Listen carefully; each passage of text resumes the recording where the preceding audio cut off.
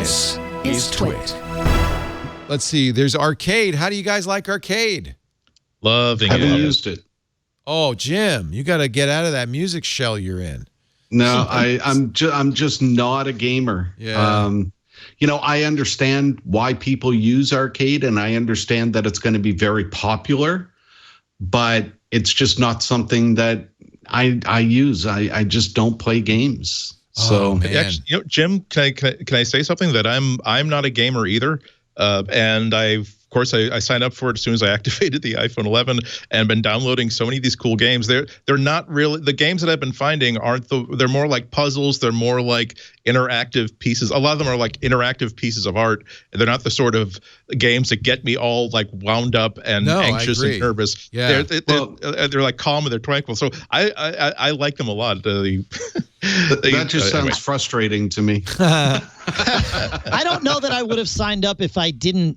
I mean, I guess I would have anyway, but I signed up because I knew it would actually save us money having a 17-year-old son. Absolutely. Right?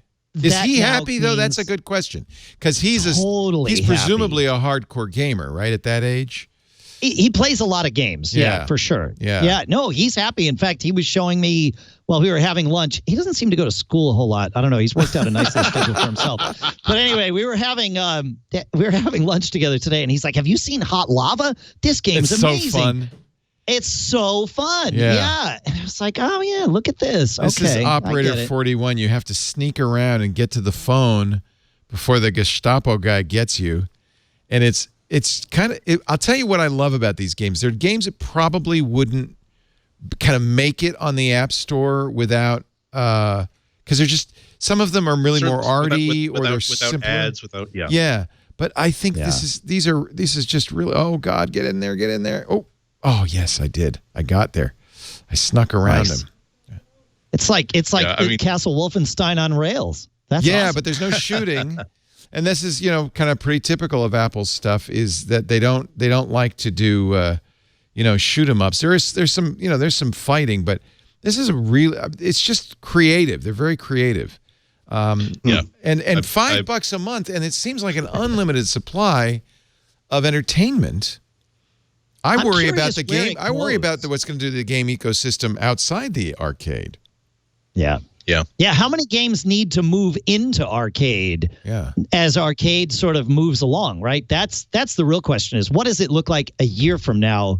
And does the exclusivity remain? And if it does, can people migrate into it in order to take advantage and participate there? Like, I got a lot of questions. I would not want to be launching a big title on the App Store, especially a freemium title right now on the App Store with in-app purchases, because I feel like people are going to go, I'll do the one I got.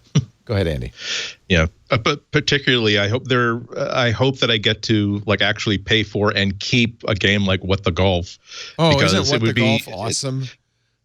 Yeah, it's almost like a stand-up routine that you're just in the audience of, because it's not. I mean, it starts you off thinking that, okay, look, it's a cute little cartoony like mini golf game, but then like you take a swing, and on the second or third hole you take a swing and you've actually just like thrown the player, and now like every time you swing you're throwing the player onto the green, and now it's just level after level after level, and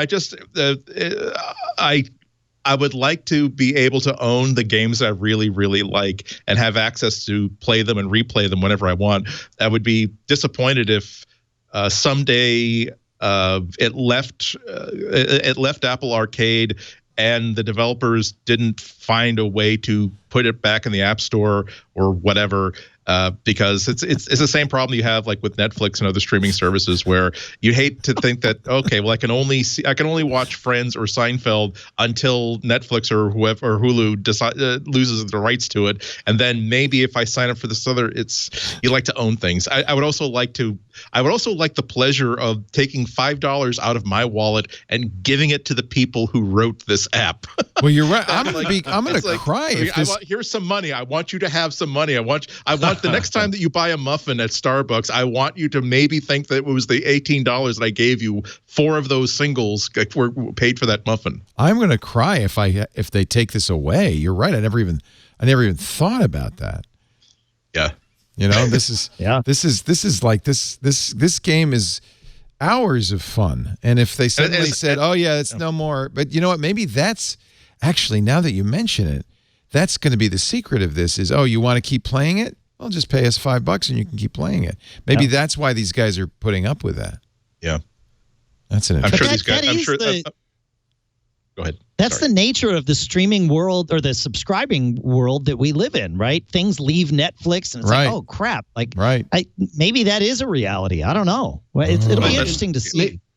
Maybe the thought of this whole thing is that when games do leave the arcade because they bring in new games, then you'll buy people will be allowed to sell them. Yeah, I think that's probably it. Yeah. Now I'm going to be bummed because in a couple of months I'm going to have to buy this. But that is a good incentive for the developer, isn't it? Yeah. I wonder if Apple allows that. Like what kind of long-term deal? Because if everybody's like, well, cool, I'll use Apple Arcade to get people hooked, and then a month in, I'll bail, and now you got to pay me $20. I don't think Apple. No, wants that. I don't think that you can bail. I think it's going to be a situation of where maybe Apple, you know, they keep adding games, so at some point they're going to have to trim. If they trim, then your game is gone. But let's not forget that Apple is helping to fund these games too. Yeah. Right. So it could be that you're being paid for, you know, the development and everything by Apple, and then if they want to shelve it, it's theirs to shelve. Right. But at least it's not, it's only exclusive to iPhone in regards to mobile platforms. So there's nothing preventing them from making a version for Windows or for consoles or for the Switch. So at least there's that. Yep. This is now on the Apple TV. Today's the day you can update your Apple TV and go out and get. I don't know what I'm doing here. Apparently building something. I don't know. Definitely not podcasting. That podcasting. Yes, I remember that. That's so 1995.